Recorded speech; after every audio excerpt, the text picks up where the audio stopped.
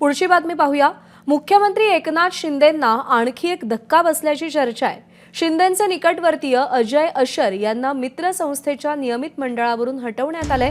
दिलीप वळसे पाटील, राणा जगजितसिंग पाटील, राजेश क्षीरसागर यांची नव्याने निवड करण्यात आली आहे। उपाध्यक्ष पदावर नव्याने 3 नावांसह मुख्य सचिव आणि इतर सचिव हे सदस्य असतील।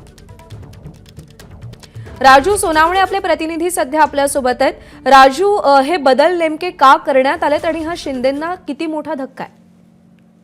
अगदी पाहतो आपण मुख्यमंत्री एकनाथ शिंदे जे आहे ते असताना ह्या सगळ्या नियुक्त्या केलेल्या होत्या। एकनाथ शिंदेचे निकटवर्तीय अजय आशर हे मानले जातात आणि त्यांची नियुक्ती जी आहे या मित्र संस्थेवरती जी आहे ती करण्यात आलेली होती आणि आता कुठेतरी यामध्ये बदल केलेला आहे। मोठा धक्का जो आहे तो एकनाथ शिंदेने दिलेला आहे। त्यांची नियुक्ती रद्द करत नव्याने जी आहे ती नियुक्ती केलेली आहे। एक प्रकारे मुख्यमंत्र्यांनी पुन्हा एकदा एकनाथ शिंदेना जो आहे तो मोठा धक्का दिल्याची जी आहे ती चर्चा सुरू झालेली आहे।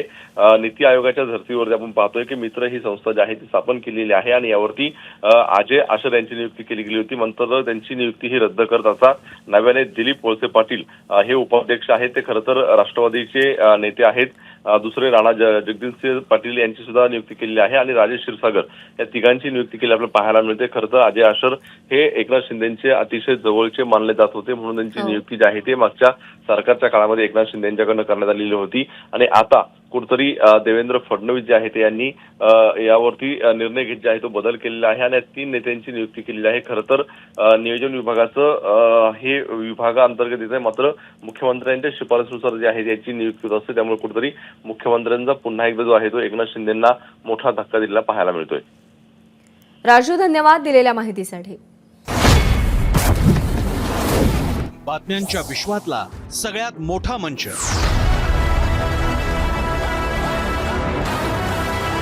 अचूक, थेट आणि निष्पक्ष बातम्यांच्या त्याच जगात पुन्हा येतोय आणि घेऊन येतोय चर्चा जनहिताची।